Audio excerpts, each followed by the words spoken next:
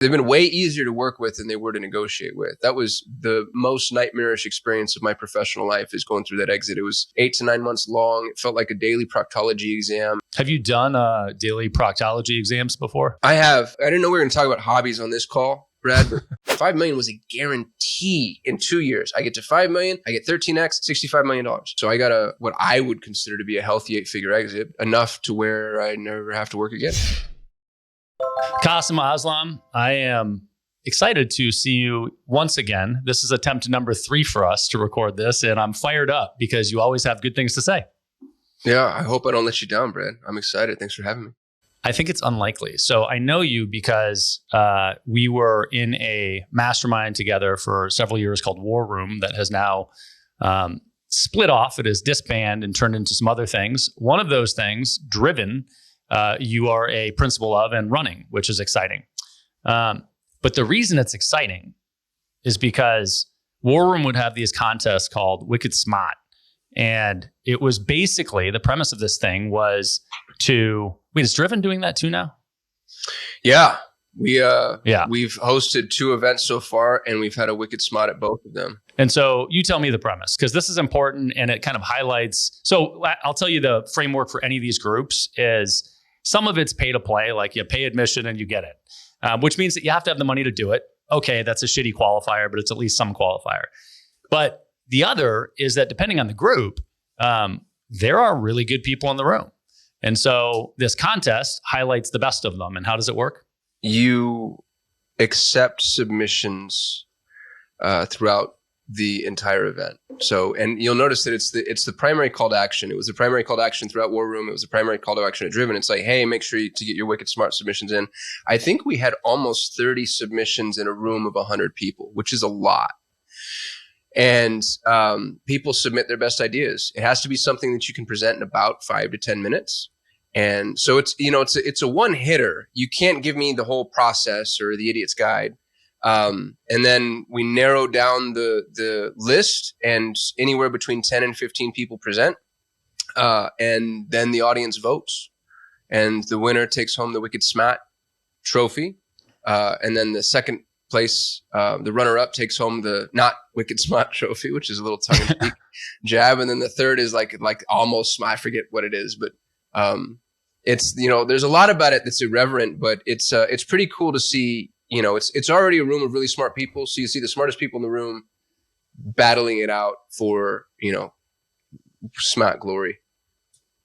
Yeah, and the reason that I think it's relevant to anybody listening to this is because it is, generally speaking, at least the way War Room always worked, has to be a proven concept. So not just an idea, but something you've actually done that you can show results for. So, hey, I figured out this new thing. This is how I did it. And these are the results that I got. And you won that 6 times, 4 times, 8 times, 12 times, 5 times in a row. I was in there a lot of times in a row. And that's because you are a very, very clever marketer. And so I want to start with, well, now we're way past starting, but I want to highlight one of those because I think they're super fun. And some of them are super relevant even now, or kind of timeless. And some are like hacks. But can you give me one of your best marketing tips that somebody could potentially use today?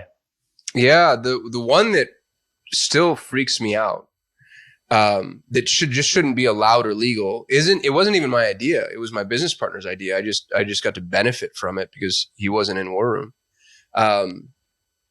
We used login URLs for targeting instead of the Google Ads ecosystem.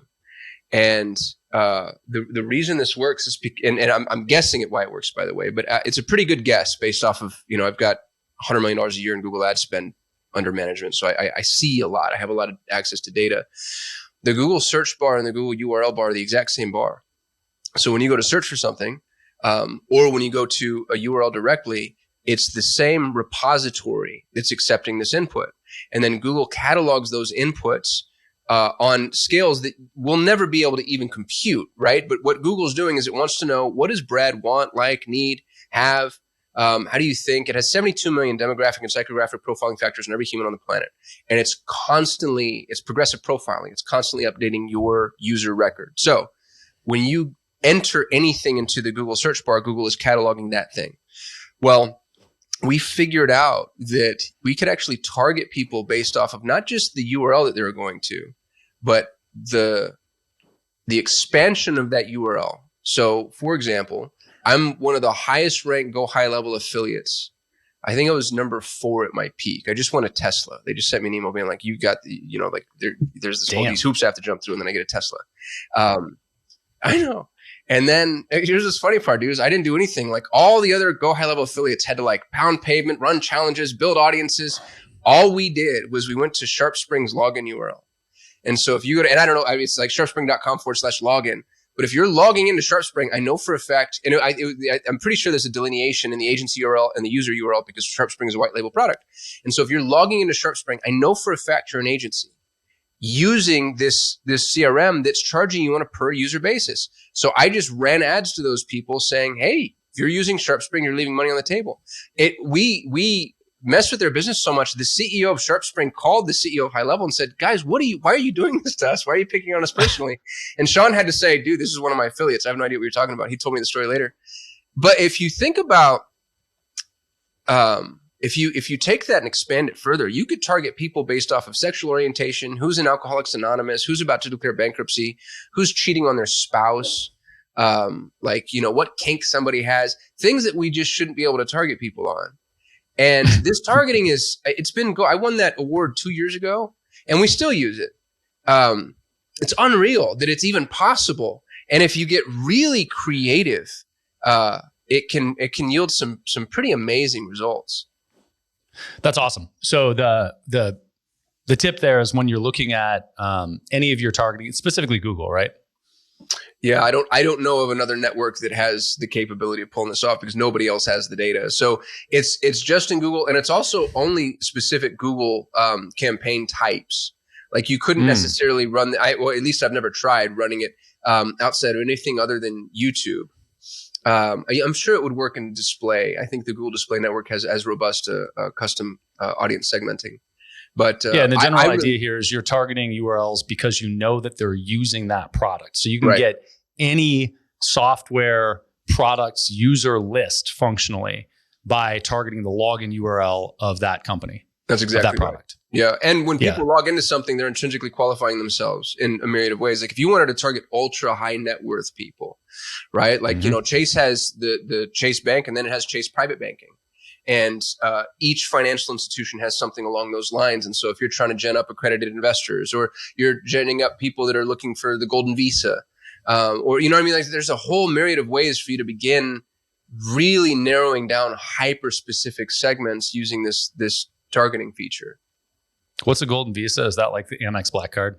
Kinda. My wife and I are doing the golden visa right now. You go invest. It's about $500,000 in. It doesn't have to be a European country. We're doing it in Portugal, but most of the golden visas are in Europe. And over a period of time, you effectively earn full citizenship. And so we plunked a bunch of money into. Here's what's crazy, dude. Is you get the money back. It's guaranteed by one of the largest luxury resort companies in the world. They pay me 3% of my money, which isn't a lot, but it beats inflation. Well, it used to anyway. And in 5 years, I get the money back. And then I have full European citizenship for myself, my wife, my children, and my parents if they're over 65 years old, which I'm a card-carrying prepper. So I just like the idea of having second passport optionality, access to Europe without, jumping through hoops. So it's not like the Amex Black Card. It's Visa, like admittance to another country. That's right. Yeah. Not a credit card. Okay. Well, this is my head. I'm credit card mode all the time. I didn't realize that you would like perk up with that one, Brad. I'm sorry. I was like, I just wanted a fancy credit card. I don't know. That's so funny. Yeah. Go do the golden visa, dude. It's worth doing. So I'll look at it. So I love that. It was a great tip. And the reason that you probably figured that out is because you grew an ad agency.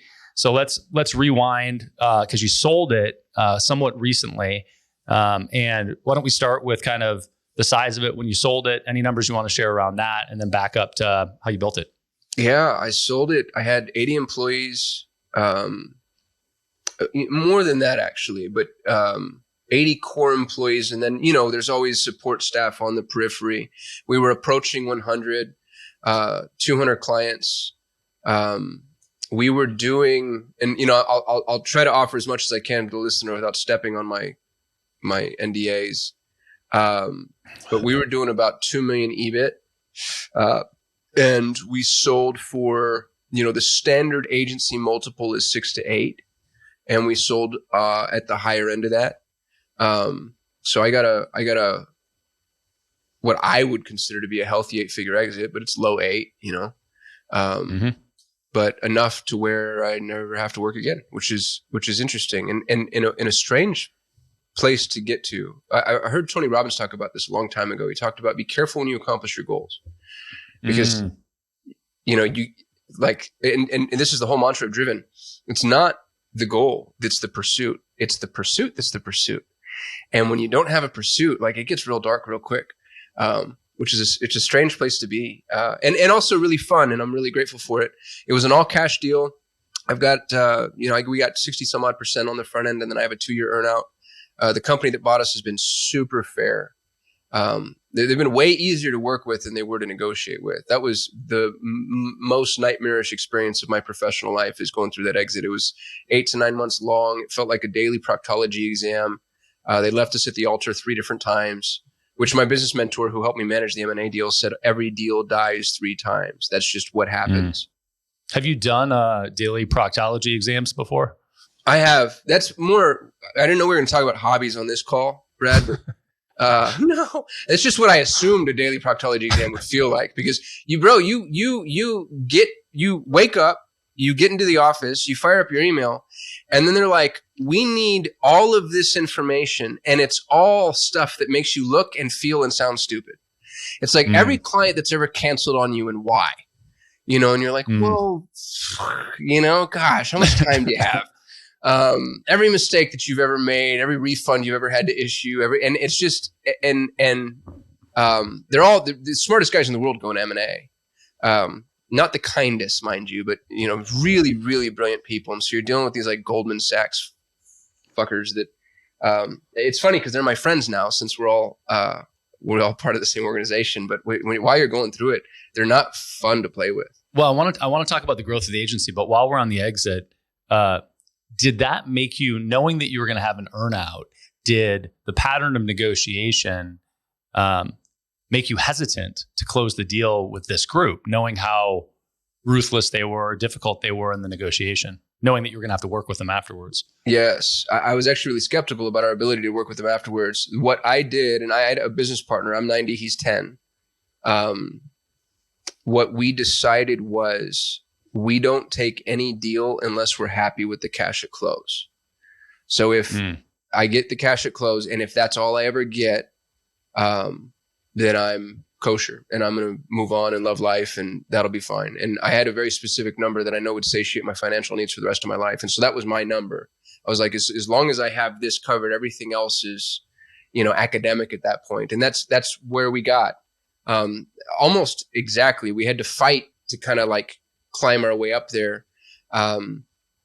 But to the penny, we got enough cash at close to where he was satiated, I was satiated. And then I got to do something that I'm pretty proud of. And some people look down on you when you talk about these things. I think this is the type of thing that entrepreneurs should talk about, because I think it encourages this behavior. I gave more money, both in total and as a percentage of my deal, than anybody I know. And I know a bunch of friends that have had exits. I got to play Father Christmas with a lot of people. And dude, I talked about having almost 100 employees. They're in emerging nations, Philippines, Eastern Europe, South America, Latin America, and then some tons in the US and Canada too. And I got to hand folks sums of money that was literally life-changing. One of our employees bought his parents the first house their family's ever owned. Wow. This familial property that is going to be in the family now forever. They're in India, and that's, you don't let go of land in India. There's a gal in the Philippines who was a single mom, one of the hardest working humans who's ever worked with me. And I gave her what effectively amounts to about 6 years worth of salary. and now she's just got this nest egg that she gets to sit on. And I don't know what the quality of her life has been afterwards because we're all remote and that's a hard thing to see, but I know it's been positive. And I factored that into what I needed cash at close because I have this weird, I'm a diehard rabid libertarian that hates other libertarians. So what I'm about to say is going to fly in the face of that. And also I refuse to align with the weird leftist counterculture university student bullshit that also says these same words. When I say it, I mean it in a very different way, but there's no such thing as a self-made man. There's no, I was raised by a blind single mother on Social Security disability in Albuquerque, New Mexico. We were from poverty. I'm effectively welfare baby. So I wasn't given money, right? It's like I didn't have the legacy, but I had so much help. And I think every entrepreneur, if you really are honest with yourself, it's unbelievable how much help we're given and how people really want you to succeed. I've had business mentors and friends and great clients and business partners and like so many people that just, without them, I would have nothing. I'd have nothing. And my employees are like that. I had these people that took a chance on me, came and worked for me when, a lot of them could have had better jobs somewhere else, paying more money. And, I realized that I offered a lot more flexibility and I think we were a really fun place to work, but I got this great big payday and I got it because of them. So I don't want to jump on the weird Marxist bandwagon because I hate that. And I want those people to drown in a vat of their own piss. That whole, like, you don't deserve anything that you've earned thing, I think it's one of the most vile ideological commitments that humanity has decided to champion. I think it sucks the soul out of people and it stops them from doing anything. But there's a healthy, it's Aristotle's golden mean, right? There's this middle ground that says, you know what? I did have a lot of help getting here. That got real soapboxy, dude. I'm so sorry. Feel free to edit out all of that. I didn't mean to go off on a weird tangent, but it was one of the best parts of the exit is like running around, getting to do this thing for these people that I loved. It was so much fun. No, I love that in general, but I think you also hit on an interesting quandary in the beginning of that rant, which was, what are you going to pursue when you're done? And what is the pursuit going to be? And do you have one? And people handle that differently. People get to comfort or whatever number it is where they feel like they can be done effectively and maintain the lifestyle they want. And some of them go off the rails and, like kind of piss everything away, financially, emotionally, spiritually. No. Some of them kind of, I was going to say sail off into the sunset, but I don't know anybody that does that actually. Everybody I know. I don't know anybody that do that either and stay there. I know some friends who are like, oh, I'm done now. But 18 months later, here they come back and better than ever. That's what I get usually. I either see like it just presents problems that have nothing to do and people don't know their identity anymore because their identity was building the business. So your choice now has been to dump some time anyway into driven in the mastermind and continuing to learn through that process and build community through that. What else though? What did you choose from there once you had sold the company and why? Do you know Brandon Turner? Real estate guy. Yeah. Bigger Pockets. Yeah. Brandon's one of the smartest men I know, truly, like not pandering. He's my friend. So I can also tell you all the ways that he's a dick, but he's truly like, he's blessed with wisdom. It's not just intelligence. And the thing about his wisdom, and I guess this is true of all wisdom, is it's really amalgamated. He's a big quotation box. He's always talking about like, oh, in this book it says, or this person told me, or whatever. And he pulls all this information in, and then he really integrates it. And so I rely on him a lot, more than he knows. It'd probably be creepy if he knew how much, how seriously I take the things that he says. But he told me, right after I sold my business, he had me up to his house in Maui. It's a really kind thing to do. And we weren't, super close at that point. We were kind of budding friends. And he said, he goes, you strike me as the type of guy that doesn't celebrate very well. Why don't you and your wife and your kids come up and just unplug and hang out? So we did. And we were hanging out. And he said that the best advice he got was, you're not allowed to decide what's next for a year. So many entrepreneurs are told, like, make sure you have your next thing lined up or you're going to go crazy. And he goes, the opposite is true. You actually need to know who you are without the business You need to have that margin in that space. You need to have the discomfort. You need to get bored a little bit. So, I already had Driven figured out. Driven had launched before I sold my business, and it's not a full-time gig by any means. We meet once a quarter.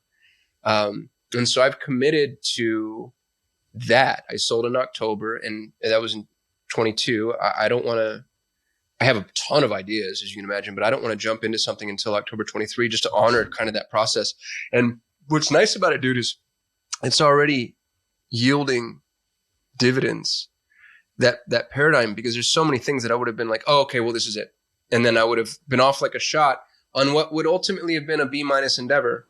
And I post a Twitter thread every day because I'm obnoxious and I like the sound of my own voice. And my most recent Twitter thread was asking the Twitter sphere how I make $100 million. I got my 8-figure exit. Now I want a 9-figure exit. And some of that's vanity, but a lot of it too, dude, is I don't want to apologize for making money anymore. I feel like we constantly get crowbarred into that position as entrepreneurs. It's how we keep score. I want to go win this game, and this is how we keep score. And I'm going to help a bunch of people the second time the way I did the first time. And so that's my plan. Is I want to go for $100 million net. Getting a business that makes $100 million gross revenue. I think gross is a vanity metric. I want to get a $100 million payday, and I want to help a bunch of people doing it. I specifically want to focus on single mothers in emerging nations. I was raised by a single mom, so I know how hard that can be. But we have a social safety net here, So I can say I was raised by a single mom, but I could also say I was a trust fund baby, because the Social Security Administration of the United States is effectively a trust, and an entire country chose to invest in me and my little brother. And if you're in, I don't know where. I mean, true. It's slightly different than most people's paradigm of a trust fund, but yes. Yeah, but I understand what you're saying. Shouldn't be, it's some of that is truly just paradigm. It's like, okay, you were fed and housed in perpetuity by no virtue of your own. Okay, well, this food's a little bit better, and this house is a little bit nicer, but it is interesting. When I was a young man, I was in my early 20s, 19 or 20. My business mentor took me to Egypt, and at the time, I just had this huge chip on my shoulder about being a poor kid, and it's all I had to talk about. I came from nothing, blah blah blah, just so obnoxious. And so he takes me to Egypt. It's the first time I've ever traveled internationally, and we go into Cairo, and we're in the bazaar, and there are these 5 and 6-year-old children that live on the street. And they come and they beg foreigners for money, and that's their life. And dude, the thing to think about that too is one of those kids has a 160 IQ, could probably cure cancer. Another one's going to be would be a concert level pianist. Another one, or maybe just a nice, kind, empathic human, but they lost the geographic lottery. They lost the economic lottery. We have so much to be so grateful for. And dude, this got real preachy again. I don't know what kind of mood I'm in today, Brad. I don't know what happened. I'm trying to think about my morning and why I keep going here. What's great about it is that even if you are getting preachy, it's pretty entertaining and irreverent. And so I think that when you throw, it's one thing if you've got, a religious zealot that's soapboxing. Repent, and yeah, exactly. And it's another if it's, intermittently cut with vulgarity, etc. I can't remember who you wanted to pee on, but no, it was the Marxist. Yeah, the Marxist comment. Yeah.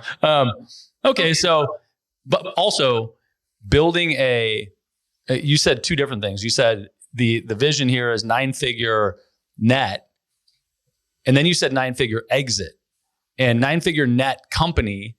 Like EBITDA company I've worked is out different than that's 9-figure thank you exit. For saving me for myself. So I've got my little notes here, and what I've decided is I talked to a guy named Ruben Hendel at Madison Alley. Ruben's really worth talking to, by the way. If you're listening to this and you want to sell an agency, Madison Alley is probably the gold standard, and Ruben is a freaking assassin. And he was, I talked to a bunch of business brokers and M&A guys, and they're all sharks in the water and they smell blood. And Ruben was the only one giving me advice that I knew was in my best interest. And what Ruben told me was, wait, he goes, dude, you're at 2 million and change. You're getting an 8X. If you wait to get to 5 million, I can get you a 13X. And I could have probably been at 5 million in 2 years. The problem is I see what's on the horizon for media buying. I see AI, machine learning. I'm like, dude, I don't think I have the 2 years that it would take me to get to the 5 million. So I cashed the check, and I'm happy I did, by the way, because like 60 days later, ChatGPT rolls out, all these things start going insane. The company that bought me is a MarTech company that has AI governance. Like, I think media buyers are in a lot of trouble. That said, it was interesting to look at how quickly I could have been at $65 million. You know, if I got to 5 million EBIT, and dude, that's the thing about the growth trajectory of my company, the scalability of my company. 5 million was a guarantee in 2 years. I get to 5 million, I get 13x, $65 million. And so that's what I've decided is I can get to $100 million exit. When I say $100 million, I mean $100 million to me doing roughly $8 million a year net profit. As an agency. Yeah, well, I don't know if it'll be agency. I don't know if it'll be SaaS. Dude, I'm actually thinking, I know this is going to sound really weird. I'm thinking about going like straight up analog. I think a huge opportunity is rotary phone mastermind. Bro, like stonemasons, for instance. Have you ever, or landscaping or pool cleaning, or I've got a buddy, Tommy Mello. Tommy, he's got a 9-figure business. He does garage door repair. Now, he does it in 35 states, but when you're trying to fight on the digital front, you're fighting against some of the smartest, most sophisticated people in the world. And that's not to say that people that are in more traditional jobs aren't smart or sophisticated, but they have, by virtue of the industry they're in, generally been left behind the times. And so if you were to take a company like Stonemason, and the reason they come up is one of my highest performing clients ever. It was this father and son team. They were stonemasons. They'd spend $2,000 in Google ads and they'd get $250,000 worth of work. But the thing that would infuriate me is as soon as they got tapped out, they turned it off. And I'd be like, you guys, like, go hire, build, grow. And they're like, no, we're good. It's just the two of us. We only so much we need. And I'm just like, oh my God, what are we doing here? But God bless them too. Like maybe they have it all figured out. It's like that Stephen Covey parable about the Mexican fisherman and the Harvard businessman. Yes. They know it's important. But why do you use the expression God bless them or thank God as a recovering religious person and recovering atheist?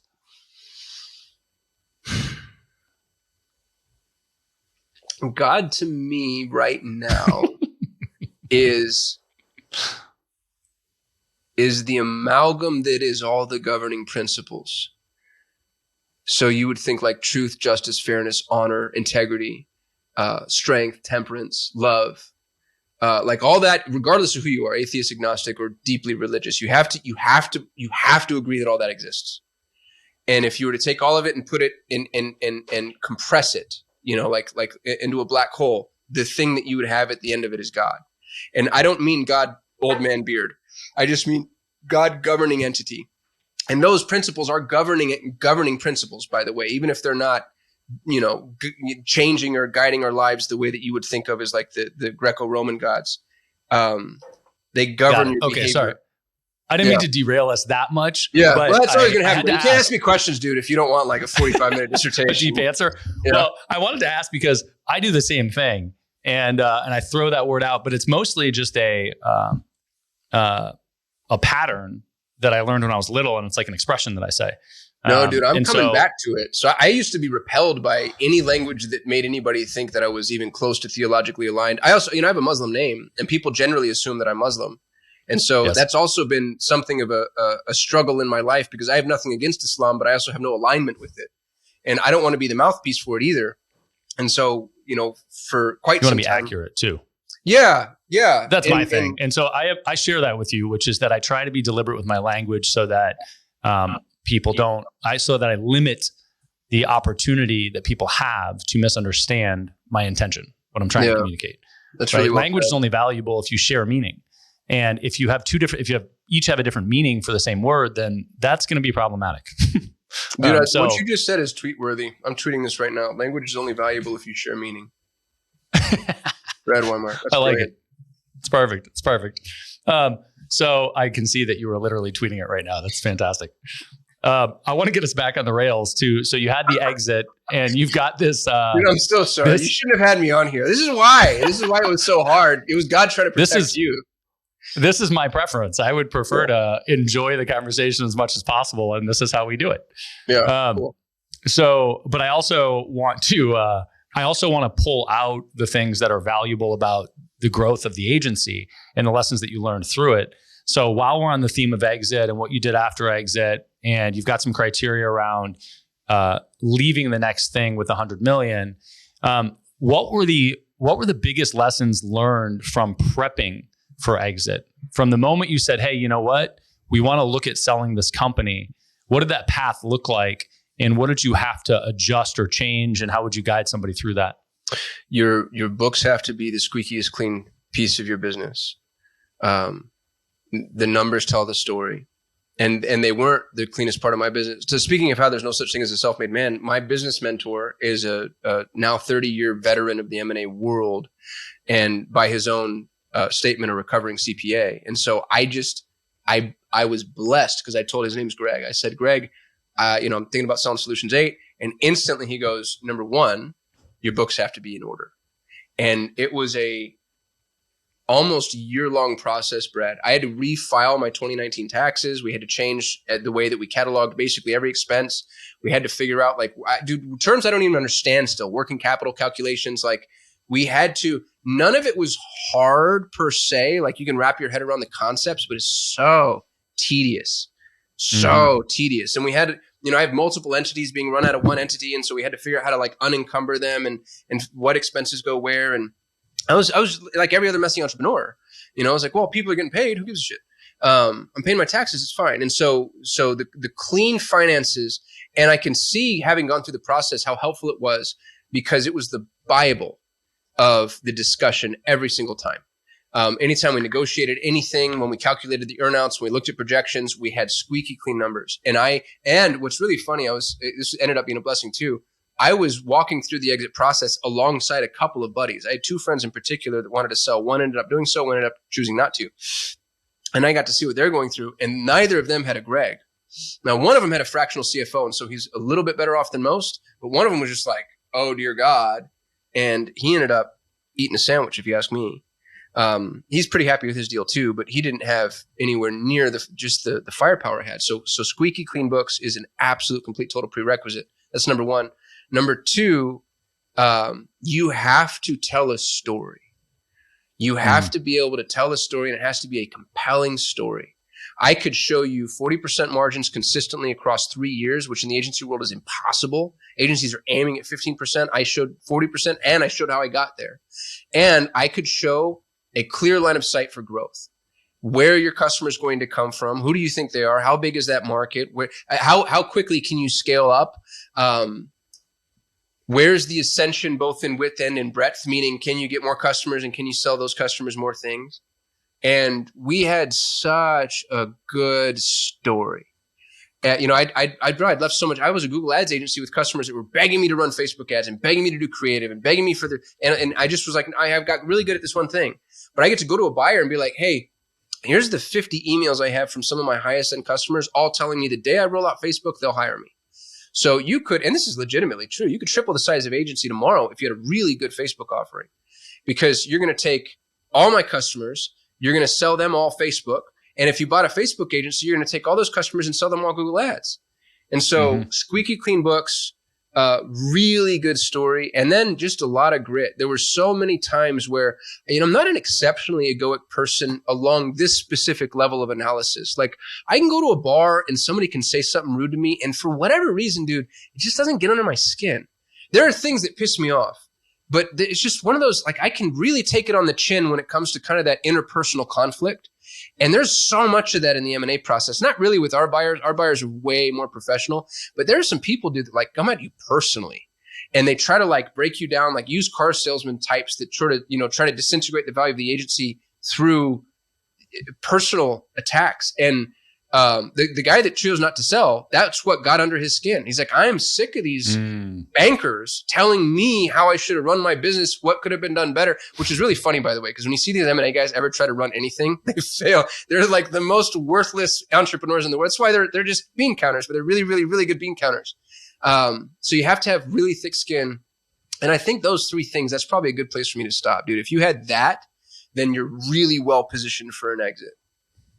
That's helpful. I'm going to ignore the Bible reference as the second religious thing that you've said that is ridiculous. What was the Bible reference that I said? I don't even remember. You said something along the lines of, well, I can't ignore it now apparently, but you said something along the lines of, it was, the books, they look at the books as if it's... the books of the Bible. It is the books of the Bible. Yeah, you used that analogy. You also used egoic, which I think is beautiful. And I just wanted to highlight the use of that word. Well done on your vocabulary, sir. I don't think I've actually ever heard that permutation of the word ego before. So that was great. And third, I'm going to shift into the next thing, which is, so those are great lessons on exit. And we could talk about growing it, but I think probably equally interesting or more interesting are kind of what you would do today if you kept it. So if you've got, if you were to keep growing it and you saw AI on the rise and AI infiltrating media buying, how would you handle that today? What would the roadmap be, or what do you think the roadmap should be for somebody that is confronted with that situation? And what do you think is going to happen? So I think we've got at least 5 years worth of arbitrage ahead of us, which is great for agencies because it means way more profitability and scale, less costs, and ease of use. Here's what I mean by that. The AI is going to be complex. And even if it's not complex, it's going to be conceptually complex. So I just can't wrap my head around the fact that I let a computer do this. You do it so I can yell at you.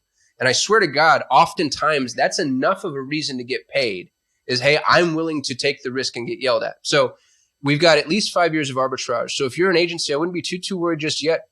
As long as you're paying attention to the fact that, oh, the computer does this better than the person, I should start having the computer do this. Don't rip off the Band-Aid. The computer does it under the observation of the person, and then you slowly taper the people down and increase the use of machine learning and artificial intelligence. And for these numbers are absolutely arbitrary, right? But I'm just thinking about the speed at which, it's not the speed at which the technology moves, it's the speed at which human temperament allows for adoption. And I think 5 years is about how long it would take business owners to realize, man, I'm just paying you to press that button. Why can't I press that button? And when the arbitrage days are over, and we saw this happen with web development, by the way, you used to make 150 grand selling websites, and now like a child can make a beautiful website using Squarespace in about 45 minutes. To me, and AI is able to pump it out even faster than that.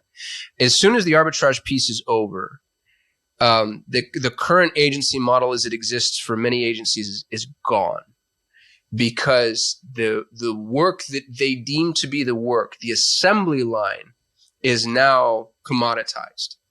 And a lot of agencies are selling the assembly line. So if you're the agency, what you need to do is just zoom out. And this actually is not a hard thing to do. As a matter of fact, most early stage agencies start here and then they zoom in because we're all told to niche down, which is really, really, really good advice. But it's really, really good advice until a computer can do your job. Then you've niched down too far, right? So if you zoom out, don't sell the assembly line, sell the end product. I don't need you to bolt the door on. I need a car. And what that probably means is agencies becoming more multifaceted. And then the benefit that we're all going to have is, yeah, AI exists, but his AI is not going to talk to her AI. And to put those in more tangible terms, we're seeing, basically statecraft right now. There's trillion-dollar corporations warring with each other where Google's not giving Facebook its data, Facebook's not giving Google its data, Apple's not giving anybody their data. And so you have all these silos, and within the silo, the AI is going to work perfectly because it's a self-contained ecosystem. But then if I have to figure out, well, where's, attribution being the biggest and maybe most readily accessible example, I'm spending money on ads, but I can't tell what impact this is having on this and this on that. And it's within all their best interest not to tell me. And again, I zoom out. And if you can zoom out as an agency and you can offer the end result, I think that you're going to not just be okay, but the agencies that do that well are going to capture so much market share. It's one of the biggest opportunities facing us in the agency world. And it's not just media buying. Think about creative. So many agencies right now, I think about Design Pickle. Dude, I feel, what are they going to do? Like, I can just go to Midjourney and Design Pickle's always, I really love those guys, by the way. I think Russ is brilliant, awesome entrepreneur. I think they've got great employees, great staff, whatever, blah, blah, blah. I did my job, trying not to bash them. Their design has only ever been C+. I can go get A+ design out of Midjourney in about 15 minutes of learning prompting. And now that 15 minutes is no longer necessary, especially as AI begins to learn who you are and what you need. So that type of that's assembly line agency, Design Pickle. Yeah. You'd need to find a way to say, I'm not on the assembly line, I'm on the end result, and here's the end result, and it involves these things.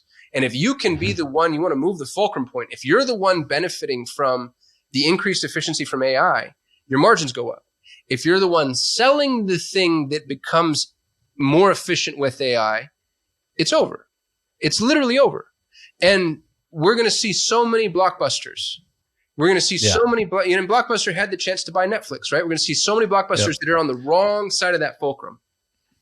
But it's going to take time, right? So like the intermediate steps are tremendous efficiency from companies like Design Pickle, where let's say they were producing C+ work, now they can produce A+ work with a third of the staff, right? Well, that's the way for Design Pickle to survive. Is Design Pickle needs to be the first one on the AI train, and they could take 100. That's actually what's terrifying, though. If you really think about what we're saying, Brad, you take 100 employees and you turn them into one, and it really is a 100 to 1 level of scale. And then the question becomes, what are those poor people going to do? Yeah, well, that's a big question, right? And the accelerated timeline is what makes it scarier for those people.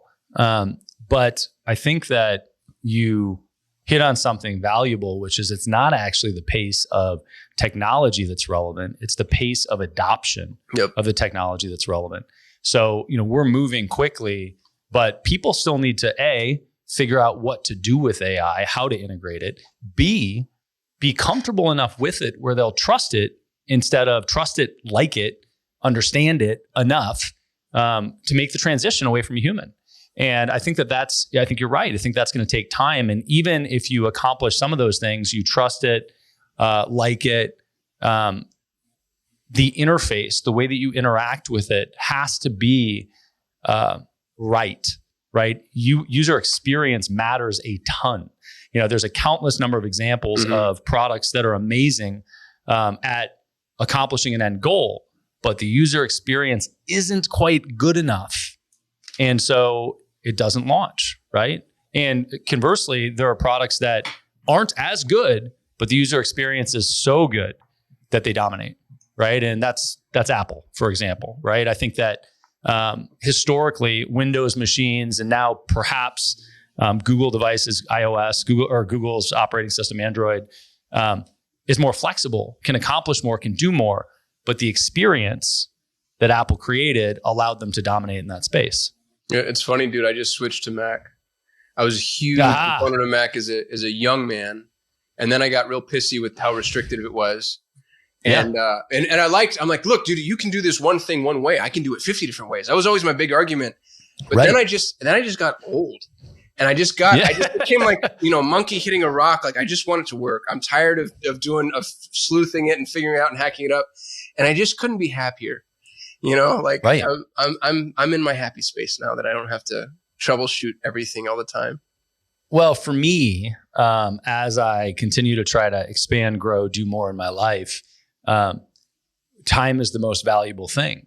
And so if I can create something with a fifth of the time, a third of the time, even 10% less time, that's the direction I'm going because I can get it off the plate and move to the next thing, right? And so the tools that you have to go really deep and get ninja with to figure them out, look, those are great, but I'm probably never going to actually maximize that tool.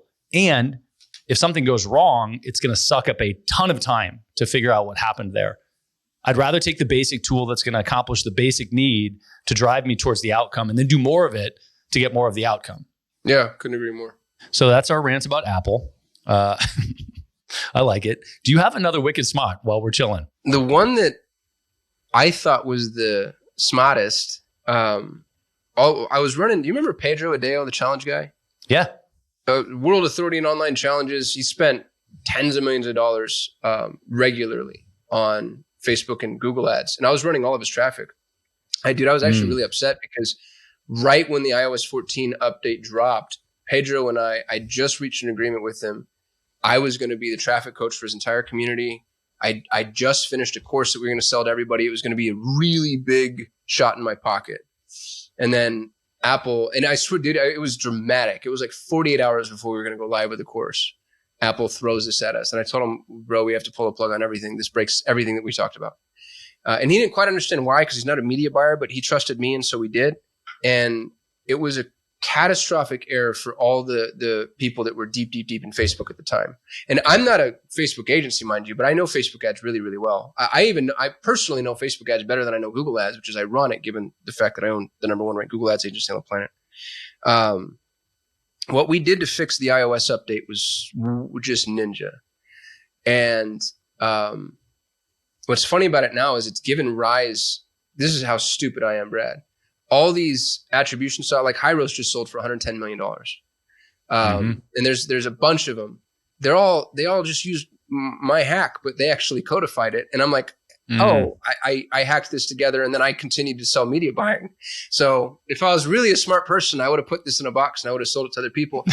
But we used Hotjar to capture user sessions on a website, which also captured the unique click ID, which is how Facebook identifies a prospect.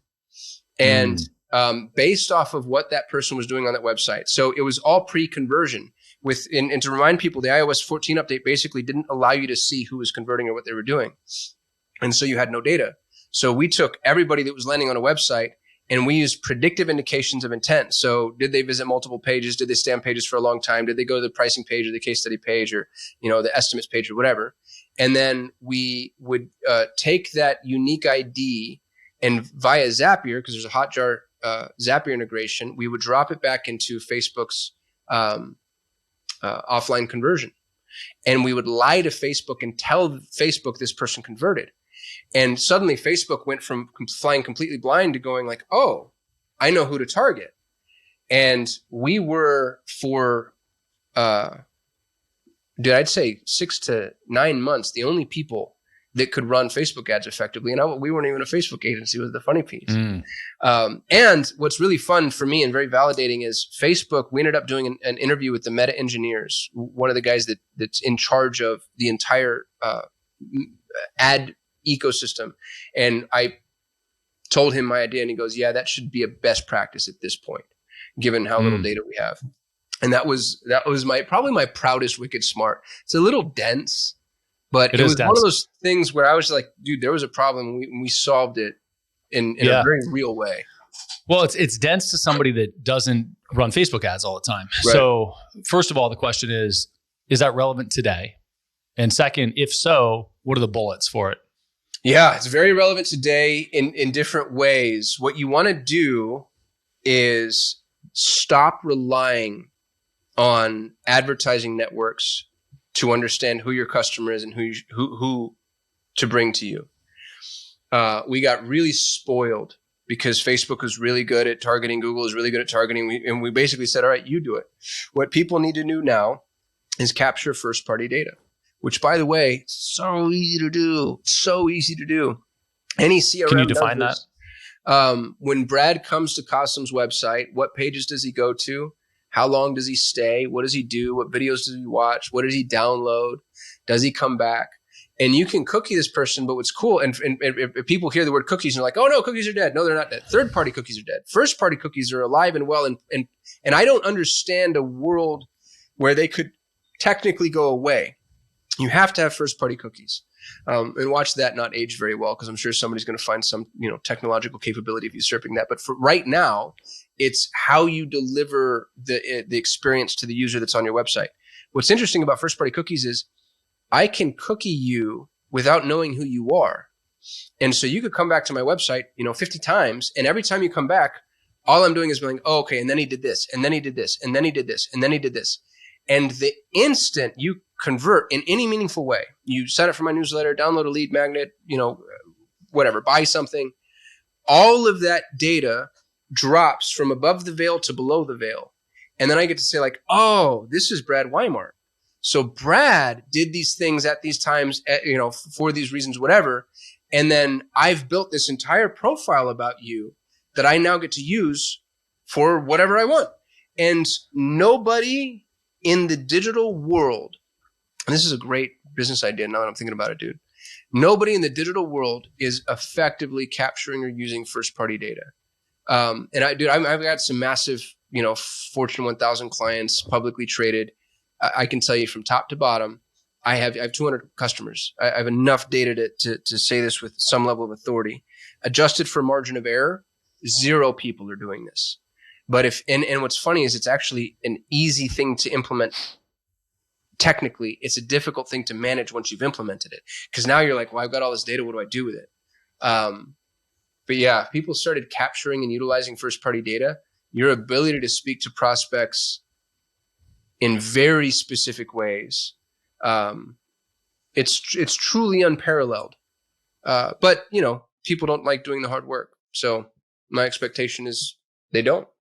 But how do you get it back into the ad platform? Because that was the hook, right? And sometimes you don't. That's the interesting part. And that's maybe, so just to round that thought out, because of the limitations being put on ad platforms, you can't always provide them with this data. Google's Gclit has a 90-day, is forced obsolescence basically. And so you've got a 90-day window to provide Google with any updated information. And once that 90-day window is closed, so too is that opportunity. So we need to start finding a way to not rely solely on Google for the decision-making that is, how do I advertise to these prospects and these people? We also need to find ways to provide epic amounts of value on the front end to get them on our list. And I realize that it sounds like this is now a podcast from like 2004 because suddenly we're talking about the value of list building. But I mean, dude, it's funny how just the same trite marketing cliches keep coming back to bite us in the hindquarters. Yeah, I mean, really the deal is that the same marketing techniques are going to keep replaying themselves over and over and over and over. And the technology is going to change and how you execute has to change, but the fundamentals are the same. And that's why it still makes sense to listen to all of the marketing greats, right? It still makes sense to listen to Gary and Dan Kennedy and look at what they were doing with direct mail, et cetera, because it all still applies today. You just have to be smart enough to learn how to extrapolate that and push it into the future. Yeah, you're absolutely right. We ignored their advice at our peril. And then you end up in the position that we were all in, which is you're so over-reliant on Facebook because you didn't take the time that it would have taken to build that list, which would have been the thing that could have, floated a lot of businesses. Dude, so many businesses died on the heels of iOS 14. So many businesses just closed their doors. And if they had done any level of list building, that would have been enough to get them through the 18-month hump to figure out how to transfer, what other pocket of traffic to go rely on. Yeah, I totally agree with you. So we went deep with that. I like the tactical stuff, and it's actually one of the reasons that I like Driven, like the mastermind, because it's tactical and strategic marketing things that are being done now. And that's all super interesting to figure out what can be applied, because there's consistently a period of time where you can jump on something unique and crush in that space by implementing a new technique. And sometimes that new technique has a long runway. Sometimes it has a quick one. But a lot of times there's a lesson in it that allows you to push it into the next thing, right? So I love that. And one of them, and I think this is one that while we're on the wicked smart stuff, this is one that I remembered and does apply to other platforms. But you had a Slack hack that I thought was great. And I've seen it used in actually with PayPal also. So the fundamentals of this were actually, you gotta just tell this one too, because it's so worthwhile. And what I would challenge anybody to do is think about how this applies to any other platform and what the key takeaways are. But tell me how you got cheap client acquisition through Slack. Yeah, this was one I kind of wish I kept to myself, to be honest with you, because as soon as I did it, marketers ruin everything, and then people ran out and started copying me, and Slack did tighten their belt a little bit. It still works. Short version is I bought a list. I bought an email list. I was trying to get in front of high-end Shopify customers because those are the best customers for my ad agency. And we tried a whole bunch of ways. We're doing media buy and traditional and influencers and whatever. And I was like, all right, well, let's try cold email too. So I bought this list of what is Shopify's hands? Shopify Plus. Shopify Plus. Thank you. So I bought this list Mm-hmm. of all Shopify Plus users, and we started trying to run email to them in preparation for this challenge. And I hired the best cold email group in the world, B2B Bandits, really, really sharp guys. The problem is I didn't know this at the time. They ended up schooling me up on this afterwards. They're like, dude, there's not enough time.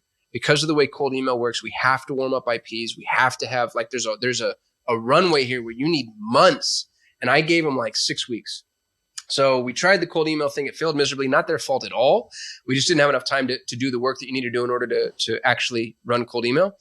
But I had this really expensive list. And I was pissed that I had like this asset that I couldn't. It was more out of just pride than anything else. I was like, I'm not going to have this sunk cost. So how do I use this damn thing?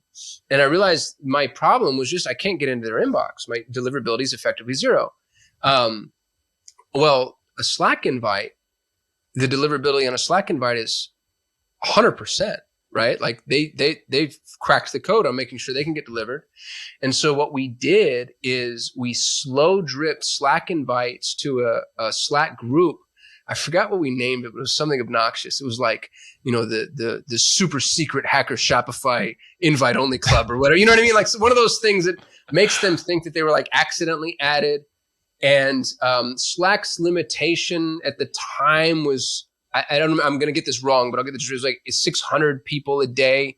And so we did like 400 or 500. And the key here, first, we started dropping people in the Slack group, but because there was nothing in there, people started squawking. And now you get a bunch of people in the Slack group that are just pissy that they're in the Slack group.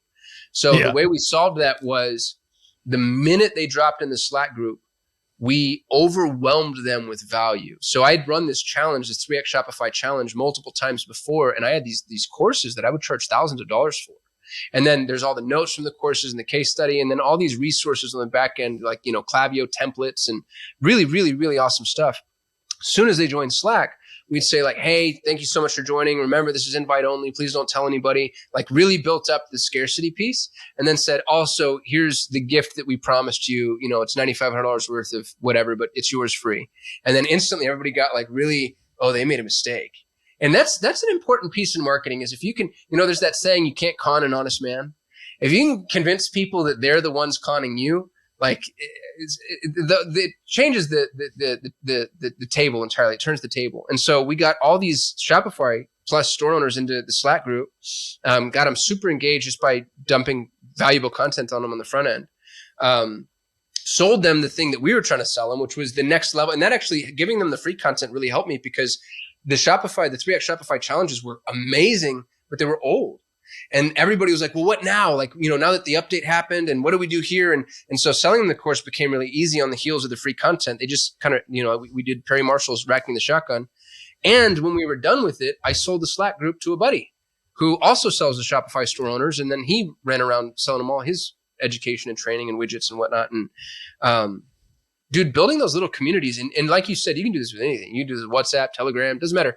Facebook groups, those communities, if you can build them and love on them a bit, it goes back to building your list. Like they're so valuable. I kind of now in retrospect wish I didn't sell it. I should have just kept it and continued to cultivate it. But I was done selling that product and we weren't going to do it again. So I thought I was done. Well, look, I think that there are two huge takeaways there. One is what we've highlighted, right? Which is look for a tool that has near 100% deliverability, and that's how you get a hold of people because attention is so difficult. It gets throttled at every turn, right? So find a tool to do that. The other one, though, that I think is a really valuable takeaway is that you did sell it. So what ends up happening with a lot of entrepreneurs is shiny object syndrome. And they see, hey, there's this mechanism, and then they start to get it going and it starts to do something, but it's a distraction. It's not the core business. And then they allocate a disproportionate amount of time to doing it. And then they're stuck in that world. And all of a sudden they've created another job for themselves where they're like, shit, I've got another product I've got to support. Yeah, that's a really good point. I love that you sold it. I think that that's great. Years ago, what it made me think of when I heard it is years ago, I knew somebody that did this with PayPal.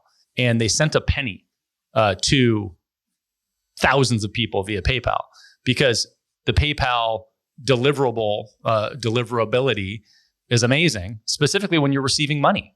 So they get a penny from some random person. It guaranteed that they hit the inbox, right?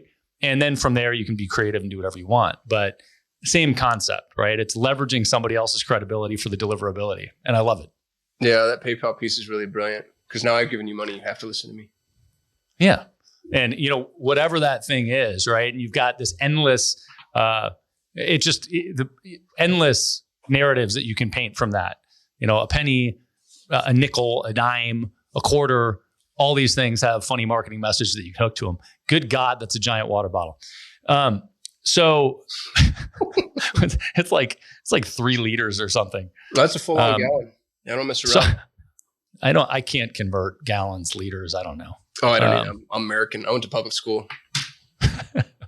Kasim, I know we are approaching time. I appreciate you carving out the time because we have tried to do this a variety of times, and I love it. I think that there's a lot of good stuff that's relevant to different stages of the business. If you want people to find you, where might they go about doing that? I've got a link tree at kasim.me. My first name, KASIM.me. And that's a good jumping off point. You can hit my YouTube channel. I shoot a YouTube video every day. My Twitter feed, I do a Twitter thread every day. You can I had the number 1 selling book in marketing and advertising worldwide called You versus Google. You can have that for free. You can join Driven, give me $25K and you can hang out with me. Really, the sales pitch is hanging out with other cool people because I'm, as you can tell, hard to talk to. And then I'm the co-host of Propelled Traffic, which is one of the top ranked marketing podcasts in the world. And you can come listen to Perpetual Traffic and I'll put you right to sleep. I love it. That's not going to happen. I do think though that the pitch for basically all masterminds is hang out with cool people. Yeah. More accurately, hang out with people that are performing at some level. And I think that there are some idiots in those groups very often. There's some assholes in those groups very often. Yeah. And periodically idiots. But I love the Driven group because the other part, true story, my number 1 criteria in groups is, are there going to be good connections in the group, right? Good relationships to build. But under that is, what's the information that I'm going to get? What am I going to learn and take away? And some groups are stronger than others in that department. And it really depends where you are in business. But, no placation here. You and Perry contribute to Driven from that perspective in a very significant way, right? It is what's working. It's very well thought out, or at least tested. And that was a jab at Perry. There's some ready fire aim in there. It's absolutely, but that's the beauty of it too. So look, man, I'm a huge advocate. I love learning from you, hearing what you've thought through and done, and talking in general. I appreciate you carving out the time. Thanks for having me, brother. Appreciate you, brother. Absolutely. Love it.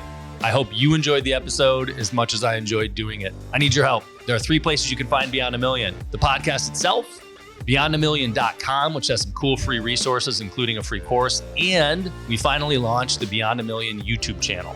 I would love it if you would go there and subscribe. And if you don't want to, you still would probably enjoy seeing the visual content. Check it out, youtube.com/@Beyond a Million.